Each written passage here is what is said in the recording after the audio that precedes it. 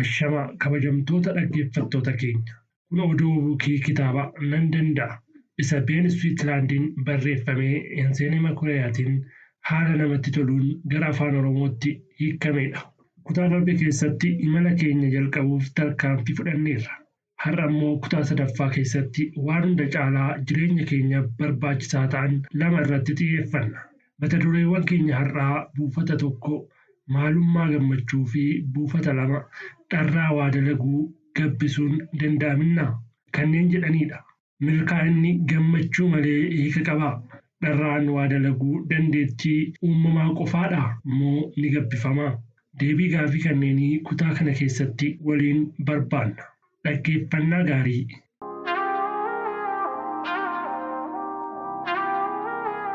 Buufata tokko maalummaa gammachuu.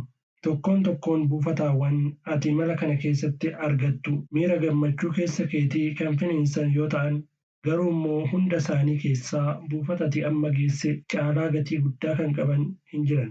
Buufanni kun jireenya kee keessatti hiika guddaa qaba. Sababni isaa imala milkaa'inaa keessatti buufata kee isa jalqabaati. Buufata gammachuu kana keessatti caalatti onnachaa waan deemtuuf buufataawwan biroo daandii kee irra jiran hundumaa irratti bu'a qabeessummaan kee caalatti dabalaa deema. Jireenya kee keessatti milkaa'ina gammachuu dhugaa hin qabne gonfachuu dandeessa. Garuu imala milkaa'inaa nuti amma imalaa jirru milkaa'ina gammachuu hin qabne miti. Asirratti hiika jecha gammachuu jedhu kana ilaalchisee wanta wal fakkaataa qabaachuun keenya barbaachisaadha jedhee yaada. Bu'uura yaadarimee kitaaba kanaatiin gammachuu jechuun miira gaarii qabaachuu jechuu yoo ta'u, kitaaba kana keessatti jechi kun hiika bal'aa waan qabuuf akkuma kutaa kana dubbisteen hiika isaa sirriitti ni hubatta. Akka waliigalaatti bu'uura yaadarimee kitaaba kanaatiin gammachuu jechuun kaayyoo milkeessuuf imala milkaa'inaa eegaltee akka jirtu sammuu kee keessatti yaaddee miira gaariin keessa keetti dhaga'amu jechuudha. Kunis jecha biraatiin yoo ibsame imala jireenya kee ammaatti quuftee jireenya abdii fi amantiin jabaateen fuulduratti tarkaanfachuu jechuudha. Miirri gammachuu sammuu keenyaaf nagaa fi tasgabbii waan kennuuf milkaa'ina jireenya keetiif baay'ee murteessaadha. Sababni isaa sammuun nagaa fi tasgabbii qabu hojii keenya irratti xiyyeeffannee hojjechuun bu'a qabeeyyii akka taanuuf nu gargaara. Gammachuu dhabuun hojii keenya qalbii guutuun itti xiyyeeffannee akka hin hojjenne waan nu godhuuf bu'aa barbaannu argachuu hin dandeenyu. Gaaf tokko namtichi tokko na bira dhufee kitaabota nama onnachiisanii fi jireenya namootaa jijjiiru jedhamanii barreeffaman hedduu akka dubbisee fi garuu immoo bu'aa tokkollee akka irraan arganne natti hime. Anis yaada namticha kanaa irratti hundaa'een haala jireenya isaa qoradhe. Kanaanis namtichi nama jireenya isaan gammachuu hin qabne ta'uu isaa mirkaneeffadhe. Haadha warraa isaa fi maatii isaa jireenya gaarii jiraachisuuf kan tattaafatu yoo ta'e iyyuu jireenyi akka inni yaade hin taaneef.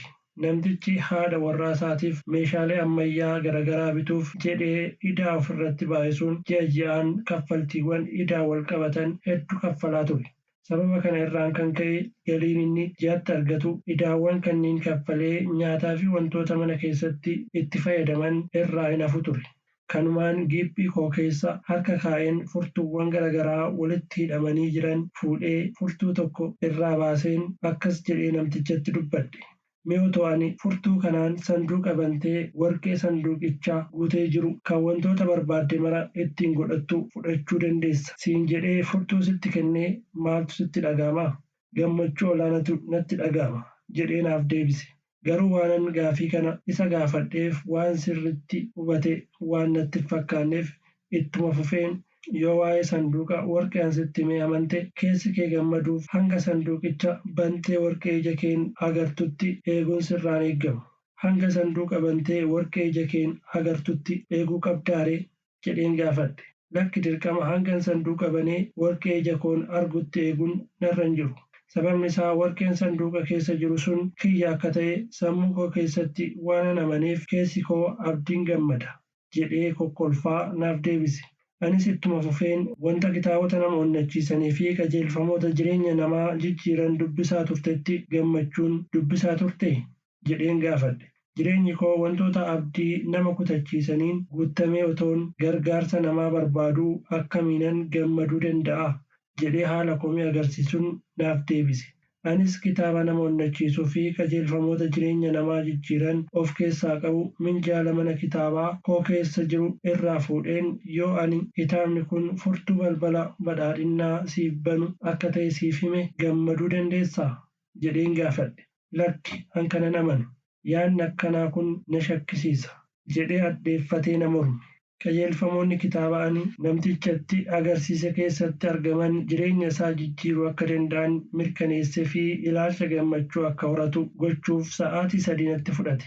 Jalqaba irratti gaafii itti aanu kanan isa gaafadhe. Wayita kitaabota jireenya namaa jijjiiran dubbisaa turtetti qajeelfamoonni kitaabota kanneen keessatti argaman rakkoo maatii kee hanga tokko furuuf si fayyadanii jiru. Xiqqoo akka saalfachuu ta'a waan tokkollee akka isa fayyadne natti hime. Anis yaada isaa kana ergan dhagahee booda kitaaba kanneen wayita dubbisaa turtetti qajeelfamoonni kitaabota kanneen keessatti argaman jireenya isaa jijjiiruu akka danda'an amantii guutuun otoo dubbisee bu'aa guddaa akka irraa argatuun itti hime. Dabalees waa'ee wantoota gaggaarii fuulduratti maatii isaatiif gochuu danda'u yoo yaade keessi isaa abdii waan horatuuf miirri isaa abdii kanaan akka gammaduun itti hime. Milkaa'inni wantoota gaggaarii jireenya keenya keessatti ijaan arginu otoo hin taane ilaalcha sammuu keenyaati. Kana jechuun immoo ilaalcha sammuu keenyaa yoo jijjiirre jireenya keenyas jijjiiruu ni dandeenya. Dhugaa kana akka inni hubatu gochuufis seenaa namoota ilaalcha sammuu isaanii jijjiiruun jireenya baay'ee gadaanaa irraa ka'anii fiixee milkaa'inaatti ol ba'anii hedduun itti hime. Dhuma irrattis kitaaba jireenya namootaa jijjiiruun beekamtii olaanaa qabu tokkoon akka inni dubbisuuf kenneefi. Ergan kitaabicha kenneefii boodas akkas jedheen itti dubbadhe. Kitaaba kana akka ati dubbistuun barbaada. Garuu hanga sammuun isaa gammachuu dhugaa argatutti dubbisuu akka hin qabnes dabalee yaadachiise. Otoo kitaaba kana dubbisuun eegalin dura wantoota argachuu barbaaddu manaa fi makiinaa bitachuu barbaaddu akka waan argattee jirtuutti sammuu kee keessatti ilaali. Waa'ee gammachuu haadha warraa fi maatii keef gumaachuu dandeessu sammuu kee keessatti deddeebisii yaadi. Bakkeewwan mimmiidhagoo maatii kee waliin deemtanii daawwattan sammuu kee keessatti ilaali. Erga haala kanaan keessa kee bohaarsitee fi gammachuun guuttee booda waa'ee kitaaba ani furtuu balbala badhaadhinnaa banuudha jedhee siif kenne yaadi. Kitaaba kana wayita dubbistutti dhuguma kitaabni kun jireenya koo jijjiiraa laata jettee shakkaan dubbisin. Ilaalcha kanaan kitaabicha dubbisuu kee irra akkaataa itti qajeelfamoota kitaaba kana keessatti argaman qabatamaan jireenya kee keessatti hojii irra oolchitee bu'aa irraa argachuu dandeessu yaadi jedheen gabaabsee gorse. Ilaalcha namticha kanaa dammaqsuun salphaa hin turre.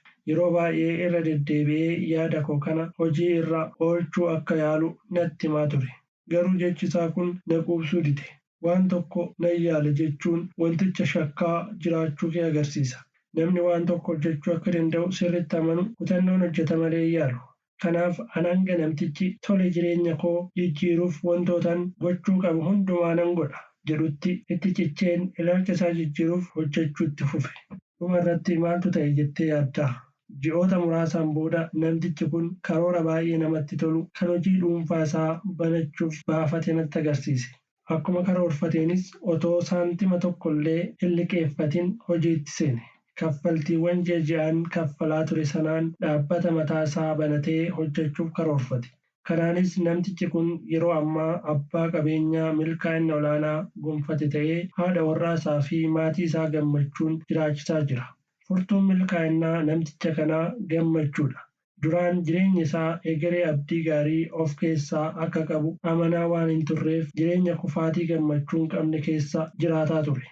Erga mul'ata isaa egeree abdatee keessa isaatii gammachuun finiinee booda garuu wanti inni abdate qabatamaan jireenya isaa keessatti argama. Milkaa'ina gonfachuuf gammachuu qabaachuun dirqama barbaachisaadha. Waa'ee barbaachisummaa gammachuu kana maaliif akkanatti itti xiyyeeffadhee akkan dubbadhu siif galaa? Buufanni imala milkaa'inaa amma irra geenyee jirru kun jireenya keenya egeree irratti dhiibbaa baay'ee barbaachisaa akka godhu hubattee jirtaa? Namoonni kufaatiin isaan mudate yeroo baay'ee akkamiinan gammaduu danda'a jedhanii gaafatu. Gaafii kanaan walqabatees sababoota akka isaan gammaduu hin dandeenye agarsiisan hedduu tarreessu. Garuu himoota isaan akka sababaatti dhiyeessan kunniin waan kamiiyyuu caalaa gammaduu akka qaban agarsiisu. Gaaf tokko dubartiin tokko gaafii akkanaa namni na gaafannaan sababni isaa gammaduun barbaadu jedheen deebise.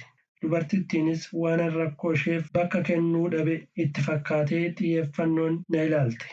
Anis yaadni isheen dhiyeessite sirrii akka hin taane hubachiisuuf namoota qabeenya isheedhaa gad qabaatanii garuu immoo gammadanii jiraatan baay'een tarreesseef. Tibba tokko fooqiiwwan dhedheeroo magaalaa Niiwuork keessatti argaman keessaa tokko kan ta'e fooqii tokko irratti waajjira banadheen hojjechaa ture. Waajjira koo kana keessa taa'een sochii namoota daandii irra deeman maraa karaa foddaa asii gad ilaalan ture. Magaalaa Niiwuork keessatti guyyoota walfakkaatoo namoonni baay'inaan socho'an lamatu jiru. Waajjiraalee yeroo mara ebla tokko hanga ebla tokkootti kireeffamu. Manneen jireenyaa immoo onkololeessa tokko hanga onkololeessa tokkootti kireeffamu. Tibba tokko gaafa guyyaa onkololeessa tokko kara foddaa waajjira kootii makiinaawwan manneen appaartaamaa fuuldura baay'inaan tarree galanii dhaabbatan ilaalan ture. Namoonni kaan ni seenu, kaan immoo ni ba'u turan. Namoonni kaan magaalaa walakkaan gara qarqara magaalattii imalu turan. Namoonni kaan immoo qarqara magaalaa irraa gara magaalaa seenaa turan. Namoonni kunniin maaliif akkanatti socho'aa jiru jedheen of gaafadhe. Gaafii koo kanaaf sababoonni garaagaraa baay'een yoo jiraatan iyyuu deebiin tokko garuu sirriitti keessa koo amansiise. Sababni isaa namoonni kunniin gammachuu argachuu barbaadu. Namoonni magaalaa keessa jiraatan kanneen gammachuu dhaban yoo uumama miidhagaa baadiyyaa fi qarqara magaalaatti argamu daawwatan miirri isaanii gammachuu akka argatu waan yaadaniif gara qarqara magaalaa fi baadiyyaatti imalu. Namoonni qarqara magaalaa fi baadiyyaa keessa jiraatan immoo hojii dhabuun isaanii jireenyi isaanii gammachuu akka dhabu godhee jira jedhanii waan yaadaniif hojii barbaachaaf gara magaalaatti imalu. Nama yookaan bakka biraa irraa gammachuu kireeffachuu hin dandeessu. Bakka jireenyaa kee jijjiiruun gammachuu argachuu hin dandeessu. Namni tokko bakka deemu maratti ilaalcha gammachuu qabaatee hin deemu taanaan eessayyuu yoo deeme gammaduu hin danda'u. Gammachuun keenya namoota yookaan wantoota biroo harka jira otoo hin taane ilaalcha nuti namootaa fi wantoota birootiif qabnu harka jira. Fakkeenyaaf namni tokko haala tokko keessatti gammachuu dhugaa qabaachuu danda'a. Namni kan biraan immoo haaluma wal fakkaataa kana keessa jiraatee gammachuu dhabuu danda'a. Mee dubartii aaddee A jedhamtuu fi dubartii aaddee B jedhamtuuf kennaan wal fakkaataan kennameefii haa jennu. Aaddee A'n kennaa kennameefitti baay'ee gammadde. Aaddee B'n garuu aaddee A waliin kennaa wal fakkaataa yoo fudhatte iyyuu hin gammanne. Agartee gammachuun keenya ilaalcha keenya irratti hundaa'a malee wantoota nuti jireenya keenyatti argannu irratti hin hundaa'u. Gammachuu qabaachuu dhabu. Wantoota gammachuu akka dhabnu nu taasisan adda baasnee yoo beekne wantoota kanneen of keessaa dhabamsiisuun gammachuu akka horannuuf nu gargaara. Wantoota gammachuu akka dhabnu nu godhan keessaa muraasni armaan gaditti tarreeffamanii jiru. Atis kanneen biroo itti dabaluu ni dandeessa. Gocha hamilee keenya ceepha'uu raawwachuu, garmalee of jaalachuu, hinaaffaa, ofittummaa, namoonni biroon akka nu gammachiisan abdachuu, yaaddoo, amantii dhabuu, wantoota gammachuu nu dhorkatan armaan olii adda baasnee beekuun wantoota kanneen to'achuun gammachuu barbaadnu akka horannuuf nu gargaara. Hamilee ofii ceepha'uu namni tokko wayita ceephoo hamilee jala jirutti gammaduun akka isaaf hin malle sammuu isaatti hima. Namni haala akkanaa keessa jiru tasa waan isa kofalchiisu argee yookaan dhaga'ee yoo kolfuu eegale illee battalumatti tasa kolfa addaan kuta.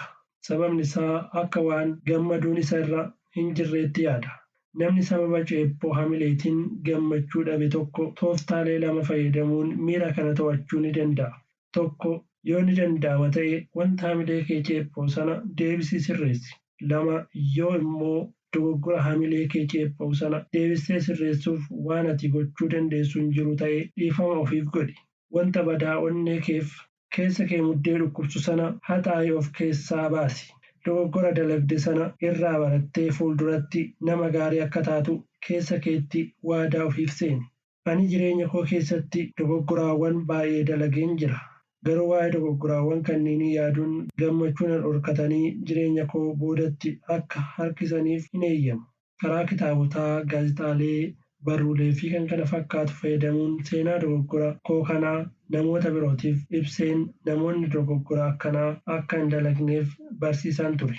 Dogoggoraawwan koo amanuu fi hubachuun koo kun immoo addunyaa kanaaf ilaalcha gaarii akkan qabaadhu na taasise. Garmalee of jaalachuu. Namni garmalee of jaalatuu fi of kunuunsu gammadee jiraachuu hin danda'u. Sababni isaa namni garmalee of jaalatu namoonni hundumtuu akka isa kunuunsuu fi waan inni barbaadu akka guutaniif barbaada. Namoonni biroon immoo yeroo mara akka nuti yaadne nuuf ta'uu dhabuu malu. Kanaaf namni garmalee of jaalatu jireenya isaa keessatti gammachuu qabaachuun itti ulfaata. Hinaaffaa. Hinaaffaan summii gammachuu mancaasudha. Namni tokko hiriyyaan isaa yookaan ollaan isaa mana gaarii yookaan makiinaa gaarii waan qabuuf ni hinaafa yoo ta'e ofii qabeenya kana waan hin qabneef waan qabutti gammadee jiraachuu hin danda'u. Qabeenya baay'ee qabaachuun qofti gammachuu dhugaa nuuf hin kennu. An namoota dureeyyii qabeenya guddaa qaban garuu immoo gammachuu dhugaa hin qabne baay'een beeka. Gama biraan immoo namoota hiyyeeyyii garuu immoo gammadanii jiraatan baay'een beeka. Kana jechuun koo qabeenya qabaachuun faayidaa hin qabu jechuu koo yookaan faayidaa qabeenyaa xiqqeessuu koo miti. Namni kamiyyuu jireenya qananii jiraachuu fi wantoota jireenya isaatiif barbaachisan argachuun gaarii akka ta'e nan amana. Haa ta'u malee kanan jechaa jiru qabeenya ilaalchisee ilaalcha sirrii hin qabnu taanaan gammachuu horachuu hin dandeenyu.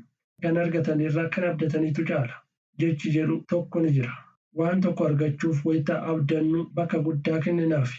Erga wanticha argannee booda hanga yeroo abdachaa turreetti bakka hin kenninuufi. Kana jechuun waan tokko argachuu akka dandeenyu amanuun akka wanticha argannee jirrutti akka gammannuun taasisa. Ofittummaa seenaa bofa eegee isaa afaan isaa keessa kaa'ee of nyaate dhageessee beektaa? Seenaan bofa kanaa jireenya namootaa ofittoo waliin wal fakkaata. Namni ofittoon wanti hundumtuu anaaf haa ta'u jedha. Namni akkanaa yoo akka bofichaatti qaama isaa nyaatee fixuu baateyyuu gammachuu isaa ni barbadeessa. Jireenyi nama ofittoo faallaa seera uumamaati. Seerri uumamaa kennuu fi fudhachuu irratti kan hundaa'edha. Uumamni hundumtuu biqiloonni, abaaboowwan, simbirroonni addunyaa kanaaf waan kennan qabu. Yoo baay'ee kennan baay'ee arganna. Namni tokko jireenya isaa keessatti waan xiqqoo argachaa jira yoo ta'e xiqqoo kennaa jira jechuudha. Sababni isaa yoo baay'ee kenne malee baay'ee argachuu hin danda'u. Jireenya kee keessatti nama ofittoo ta'ee gammachuu qabu beektaa? Ani hin beeku. Namoonni biroon akka nu gammachiisan abdachuu. Ofittummaa fi namoota biroo irraa gammachuu eeguu gidduu hariiroo jabaatu jira. Waa'ee gammachuu mataa ofii qofa yaaduun ofittummaadha. Namoonni akkanaa hawaasni yookaan namoonni biroon akka isaan gammachiisan qofa barbaadu malee hawaasa yookaan namoota biroo gammachiisuuf immoo waan isaan irraa eegamu godhan. Ilaalcha akkanaa qabda taanaan daftee sirreessuu qabda. Namoonni akkamiin ana gammachiisuu danda'u jettee of gaafachuu irra ana akkamiinan namoota biroo gammachiisa jettee of gaafachuu wayya. Sababni isaa waan namoota biroo gammachiisu yoo hojjette ofii keetiis ni gammadda. Yaaddoo. Yaaddoon waa'ee wantoota argachuu barbaannuu yaaduu dhiisnee waa'ee wantoota hin barbaannee sammuu keenya keessatti yaaduu irraa madda. Yaaddoo fi gammachuun waliin sammuu tokko keessa jiraachuu hin danda'an. Akkuma yaaddoon gammachuu keessa keenyaa dhabamsiisu waa'ee wantoota nu gammachiisanii deddeebisnee yoo yaadne immoo yaaddoon keessa keenyaa ni dhabama. Yaaddoo akka duumessaatti gammachuu immoo akka carallaa bifa biiftutti fudhachuu ni dandeenya. Yeroo baay'ee wayitan xiyyaaraan bararu duumessa dukkanaan of jalatti ilaala. Gubbaa irraa immoo biiftutu asii gad ifa. Gajjallaan immoo lafti duumessaan dukkanoofti. Kanaanis warri lafarra jiran otoo duumessi dhabamee biiftuun akka iftu ni beeku. Haaluma kanaan duumessa yaaddoo of keessaa yoo dhabamsiifne ifti gammachuu keessa keenyatti ni ifa. Gaaf tokko dubartiin tokko fuula yaaddoon dukkanaa'een na bira dhufte. Seenaa jireenya ishee baay'ee ulfaataa fi keessa darbuun kan hin danda'amne fakkaata. Anis waa'ee wanta ishee yaaddeessu sa'aatii hangamiif akka isheen yaadduun gaafadhe. Isheenis sa'aatii dheeraaf waa'ee wanta ishee yaaddeessuu akka yaaddu natti himte. Anis yaada ishee kana ergan dhaga'ee booda wayita wanti ishee yaaddeessu kun sammuu ishee keessa dhufu waa'ee isaa yaaduu dhiiftee furmaata wantichaa yaaduu irratti akka isheen xiyyeeffattuun itti hime. Sa'aatii meeqaaf waa'ee furmaata wanta ishee yaaddeessuu yaaduu akka qabdus akka isheen galmeeffattuun yaadachiise. Achiin booda maaltu ta'e sitti fakkaata? Yeroo booda deebitee dhuftee wanta ishee yaaddeessu sanaaf furmaata bu'aa qabeessa akka argatte natti himte. Kanaaf wayita wanti nu yaaddessu tokko sammuu keenya mudduu tooftaa kanatti fayyadamuun baay'ee barbaachisaadha. Amantii. Namni kamiyyuu jireenya hafuuraa qabaachuu kan qabu yoo ta'u, jireenya isaa qajeelfamoota amantii hafuura isaa hordofee kabajee gaggeeffachuu qaba. Namni amantii hin qabne jireenyi isaa garamitti akka deemu hin beeku. Amantii qabaachuu fi akkaataa amantii keenyatiin jiraachuun yeroo rakkoon nu mudatullee abdii, kutannoo fi gootummaan akka jiraannuuf nu gargaara. Namni dhugaan amantii isaa hordofu yeroo mara fuulli isaa gammadaadha. Namni akkanaa jireenya isaa keessatti rakkoolee isa mudatan maraaf furmaata ni argata. Rakkoolee jireenya keessatti isa mudatan akka gufuulee imala jireenyaatti waan fudhatuuf Waaqa waliin ta'uun akka injifatu ni amana. Amma buufata jalqabaa imala milkaa'inaa kan ta'e gammachuu bira geessee jirta. Barbaachisummaa gammachuun milkaa'ina jireenya keenyaaf qabuu fi wantoota gammachuu akka dhabnu nu godhan siif ibseen jira. Wantoota jireenya kee darbe keessatti ta'anitu gammachuu si dhorkata yoo ta'e waan tokko qofa gochuu akka dandeessu yaadadhu. Boodatti deebitee jiraachuu hin dandeessu. Kanaaf muuxannoowwan badoos ta'an muuxannoowwan gaarii jireenya kee darbee gulantaawwan gara milkaa'inaatti ol si baasan godhachuuf murteeffadhu. Dogoggoraawwan kee yeroo darbee barnoota siif ta'uun gara guddinaatti si tarkaanfachiisuu irra darbee namoonni biroonis akka kee akka hin dogoggorreef akka barsiistuuf si gargaaru. Wayita namoota waliin haasoftu qabiyyeen haasaa keessanii tasa gara waa'ee dhimma badaa haasa'uutti yoo jijjiirame battalumatti gara waa'ee dhimma guddina jireenyaa irratti akka xiyyeeffattan gochuuf waan dandeessu mara raawwadhu. Tooftaan ittiin waan tokko sammuu kee keessa akka turu gootu keessaa tokko waa'ee wantichaa haasa'uudha. Kanaaf namoota birootti waa'ee gammachuu haasa'i. Baay'ee gammaddee akka jirtu namoota birootti himi. Waa'ee gammaduu kee yoo haasofte keessi kee caalatti gammachuu argata. Akkasumas namoonni biroos keessi isaanii gammachuu akka horatu goota. Buufanni itti aanu dharraadha. Wayita gara buufata kanaatti dhiyaachaa deemtu gammachuun kee dabalaa yoo deeme waan gaariitu fuuldura keetii sitti dhufaa jira. Amma daqiiqaa muraasaaf dunuuffadhuutii yeroo 10 an baay'ee gammadeen jira jedhi ofitti dubbadhu.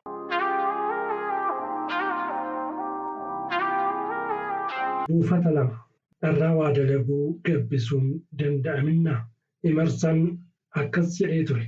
Dharraa malee waa guddaa tokko hojjechuu hin dandeenyu. Akkuma gulantaa milkaa'inaa irra ol yaabbachaa deemteen yaadni imarsan kun sirrii ta'uu ni qalbifatta. Hojii tokko xiyyeeffannoo fi haala bu'a qabeessa ta'een hojjechuuf dharraa qabaachuu qabda. Dharraa hin qabdu taanaan wayita hojii tokko hojjettu yeroon illee siif hin deemu.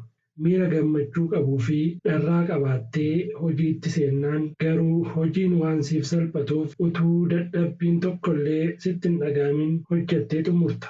Hojii tokko hojjechuuf dharraa qabda taanaan qalbiin kee guutuun hojicha irratti xiyyeeffata jechuudha.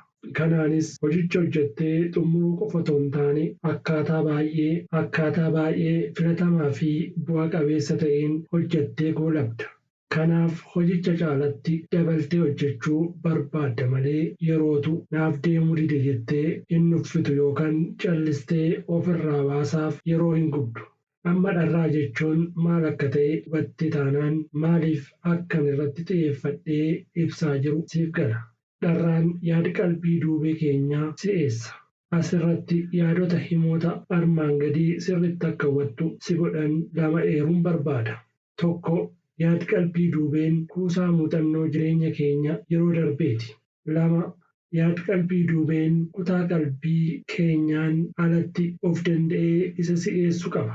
Yaadonni baay'een otoo nuti hin beekin yookaan xiyyeeffannoo ittiin kennin akkanumaan sammuu keenya seenanii ba'u. Dharraan immoo si'eessituu yaadota sammuu keenya seenanii ba'an kanneen keessaa tokko irratti akka xiyyeeffannu nu godhuudha. Kanaanis dharraan muuxannoowwan garaagaraa sammuu keenya keessa kuufamanii jiran dammaqsuun yaadichi haala bu'a qabeessaan bu'nee hojiirra oolchuuf tarkaanfii barbaachisaa akka fudhannu nu taasisa. Mee fakkeenya kana qalbifadhu. Nama tokkoof hojiin addaa kan inni ammaan dura gonkumaa hojjetee hin beekne kennameef.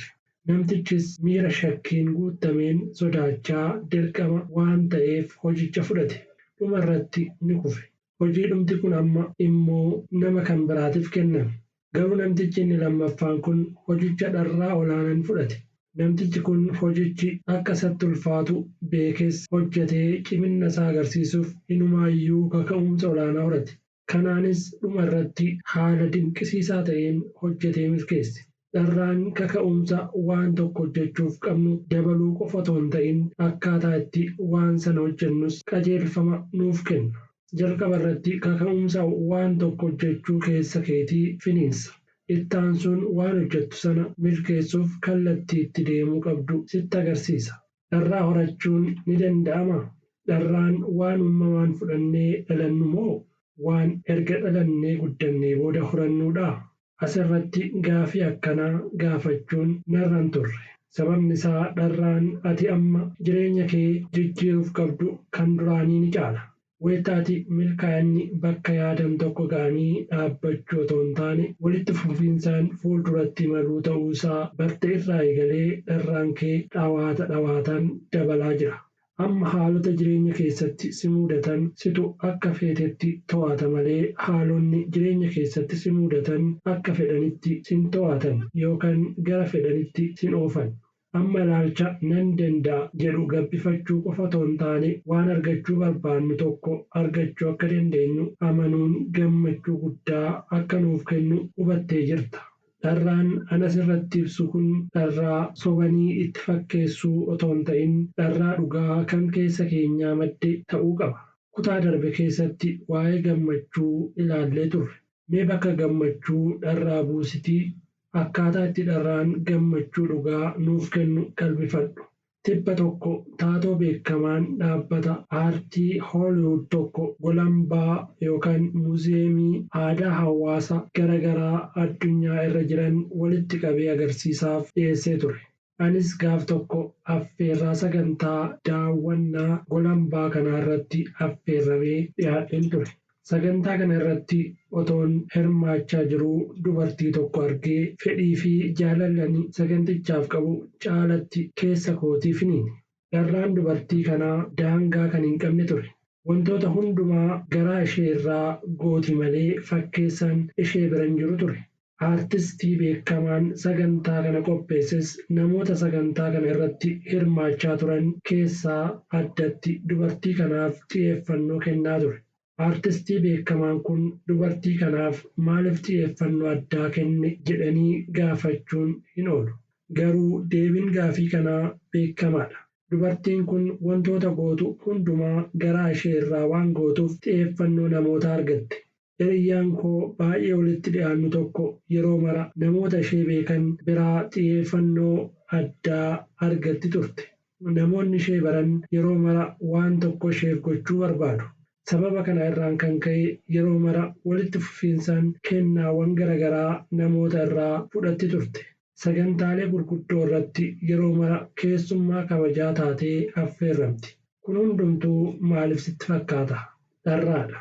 Wantoota gootu hundumaa garaa ishee irraa gootii malee fakkeessaan beektu. Wantoota isheef kennaman yookaan isheetti agarsiifaman hundumaaf dharraa olaanaa agarsiifti. Dharraan ishee waan isheef kenname yookaan isheef dhiyaate irratti hundaa'u otoo hin taane yaada kennaa sana duuba jiru irratti hundaa'a. Qabiyyeelee dharraa. Dharraan dhugaa irratti hundaa'ee fi garaa keenya irraa madde humna guddaa jireenya keenya jijjiiruu danda'u qaba. Dharraan garaa keenya irraa madde humna gara gulantaa milkaa'ina kabajaa fi badhaadhinaatti ol nu baasuu danda'a.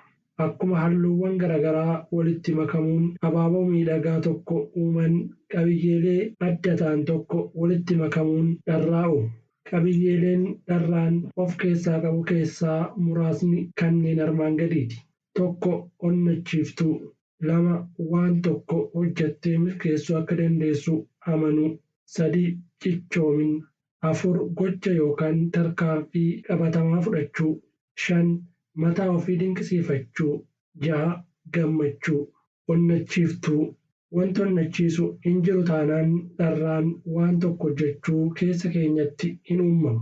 Jireenya keenya keessatti wantoota nu onnachiisan argachuuf nuuraa sammuu fayyadamuu nu gaafata.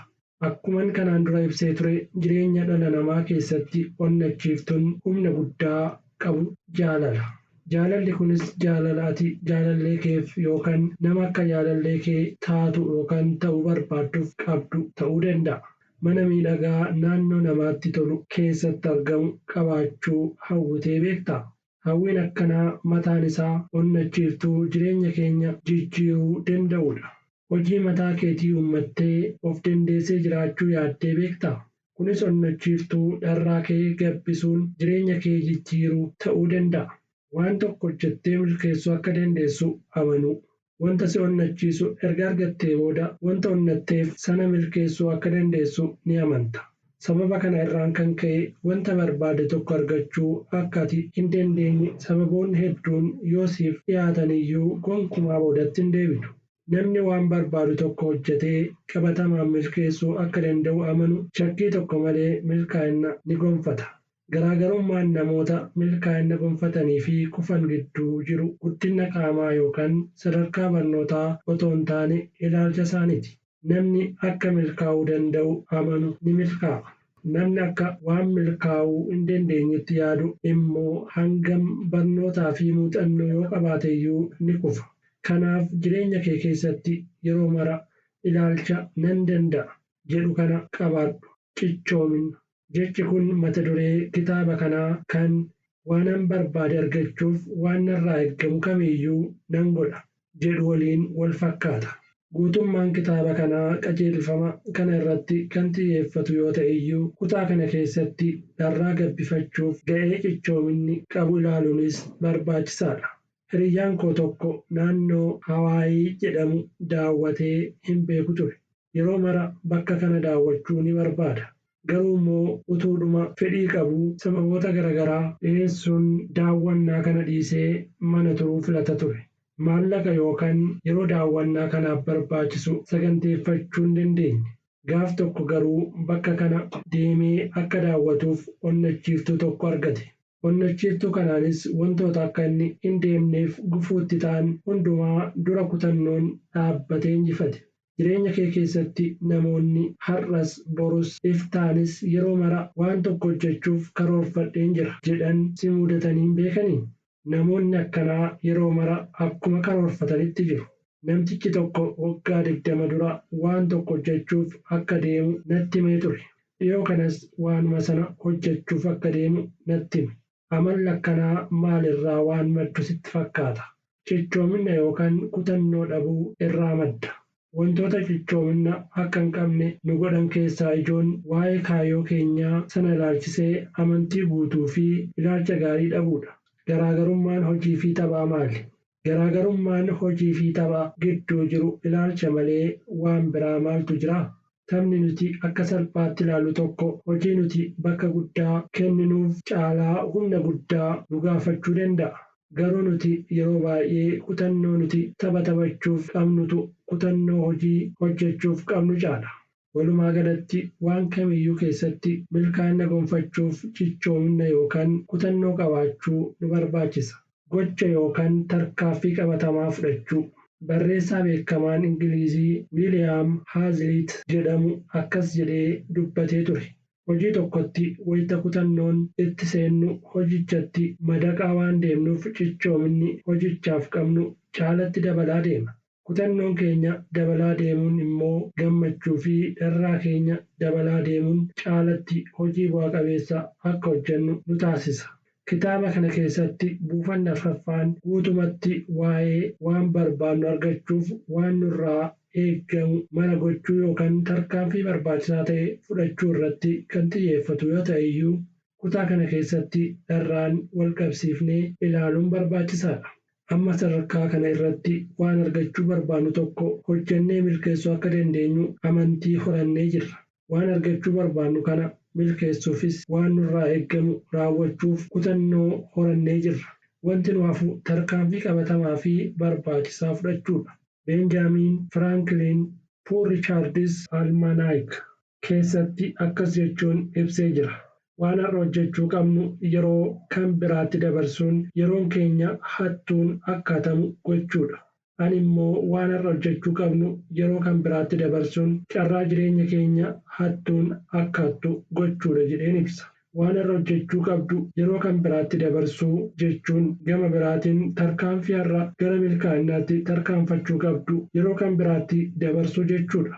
Maaliif waan har'a hojjechuu qabnu yeroo kan biraatti dabarsinaa? Sababni isaa hojii tokko eegaluun erga eegallee booda walitti fufinsaan hojjechuu caalaa humna guddaa nu gaafata. Wayita hojii tokko hojjechuuf karoorfannu gaaffilee itti aanan kanneen of gaafanna taanaan tarkaanfii qabatamaa fudhannee hojicha eegaluuf kutannoon keenya ni hir'ata. Jalqaba maal hojjechuun qabaa? Wantoonni hojii kana hojjechuuf nu barbaachisan meerree? Hojii kana akka gaariitti hojjechuu nan danda'aa? Kanaaf wayita hojii tokko hojjechuuf jettu akka itti aanu kanatti itti dhiyaachuu qabda. Jalqaba irratti maal akka hojjettuu fi akkamitti akka hojjettu adda baafadhu. Achiin booda otoo asiif achi hin ilaalin kallattiin gara hojichaatti seeni. Tooftaa kanatti fayyadamnaan amala hojii har'a hojjechuu qabdu yeroo kan biraatti dabarsuu injifattee jirta jechuudha. Hojii tokko hojjechuuf erga tarkaanfii eegaltee booda tarkaanfiin kee addaan ciccituu hin qabu. Walitti fufinsaan tarkaanfachuu qabda. Shufeeronni tokko tokko wayita makiinaa oofan ariitii olaanaan oofanii garuu immoo bashannanaa fi nyaata nyaachuu irratti yeroo dheeraa dabarsu. Shufeeronni kaan immoo suuta oofu. Garuu dhuma guyyaa irratti fageenya dheeraa imalu. Of dinqisiifachuu. Of dinqisiifachuun of tuulummaadhaa? Lakki. Gonkumaa of tuulummaa miti. Addunyaan kun gatiidhuma ati ofii keef kennite siif kenniti. Ogeessa fayyaa ofii isaaf bakka hin kennine irraa tajaajila fayyaa fudhachuu ni amantaa? Ogeessa seeraa ofirratti amantii hin qabne ni amantaa? Injiinara ogummaa isaa hin kabajnee fi ogeessa cimaa ta'uu isaa hin agarsiifne mana akka siif ijaaruuf ni gaafattaa? Deebiin ati gaaffilee kanneeniif kennitu lakki akka ta'e beekamaadha. Of dinqisiifachuun of jaalachuu irraa madda. Asirratti waan ati qalbifachuu qabdu an of tuuli yookaan of jajisiin jechaan jiru. Of tuulummaan waan hin qabne akka waan qabnuutti agarsiisudha. Ani garuu waan gaarii sammuu kee keessatti yaadaa jirtuu fi waan qabatamaan hojjechaa jirtuuf of dinqisiifadhu siin jechaan jira. Daa'ima waan gaarii hojjettu tokko yoo qabaatte ni dinqisiifatta yookaan ni badhaasta. Akkuma kana waan gaarii yaaduu keef yookaan milkaa'ina gonfachuuf wayita fuulduratti tarkaanfattu ofii kee of dinqisiifadhu. Garuu immoo of dinqisiifachuu jechuun waanuma hojjette sana qofatti quuftee achuma dhaabbattee hafuu qabda jechuu miti. Waan hojjette tokkotti quufte jechuun guddinni kee yookaan gara fuulduraatti tarkaanfachuun ni dhaabbata jechuudha. Gammachuu.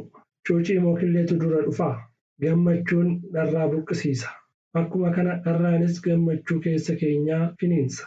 Boqonnaan darbe waa'ee gammachuu irratti kan xiyyeeffatu yoo ta'u, gammachuun dharraa burqisiisa. Akkuma kana yaadarimeewwan dharraa kutaa kana keessatti barachaa jirtus gammachuu keessa keetii finiinsu. Rooyi Ispeens umriin isaa waggaa 33 yoo ta'u gaaf tokko akkan gorsuuf na bira dhufe. Rooyi Ispeens barnoota xiqqoo barate. Sababa kana irraan kan ka'e hojii barnoota olaanaa hin gaafanne irratti mindeeffame. Ogummaa makiinaa oofuu waan qabuuf makiinaa fe'umsaa guddaa akka oofuuf mindeeffame. Garuu hojii isaa kana hin jaalanne.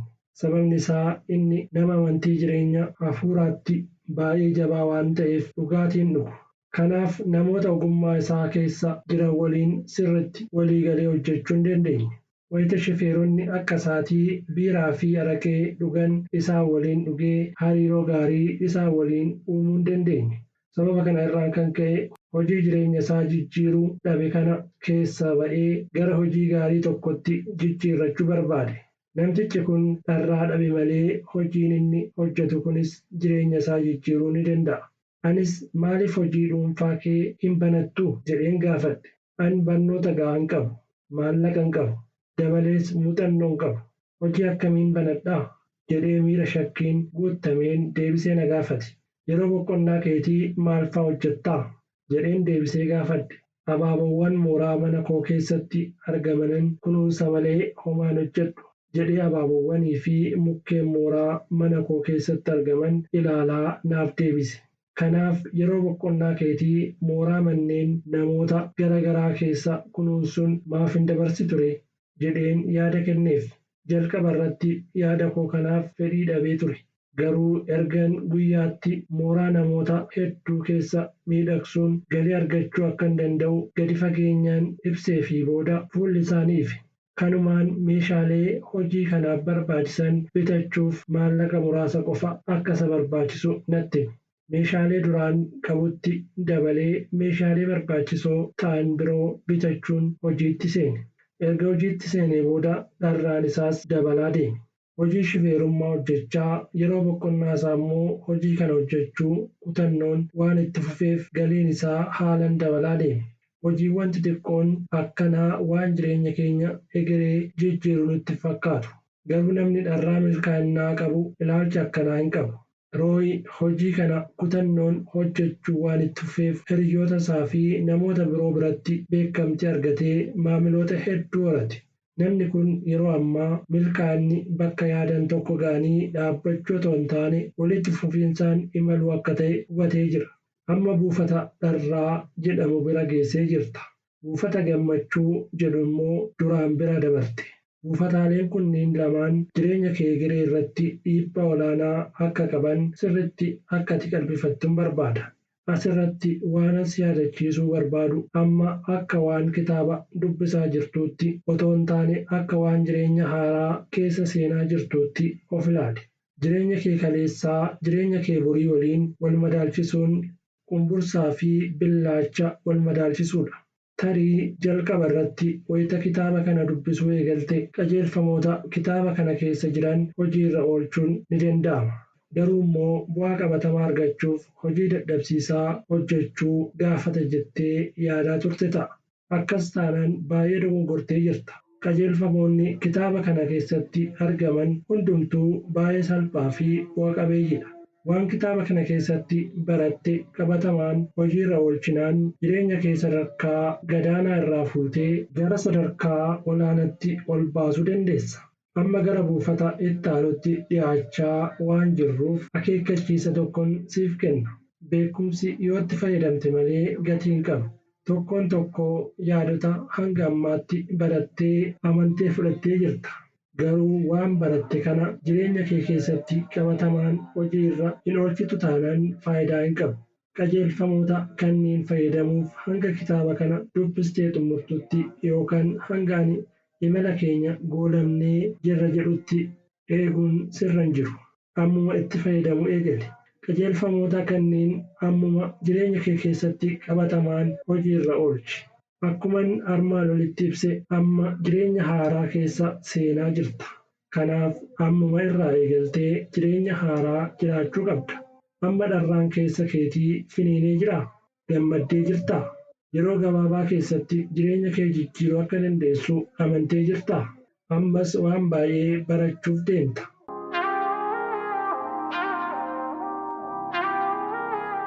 Kutaa sadaffaa kanaan maalummaa gammachuu fi dharraa waa dalaguu akkamitti akka gabbifannu ilaallee turre.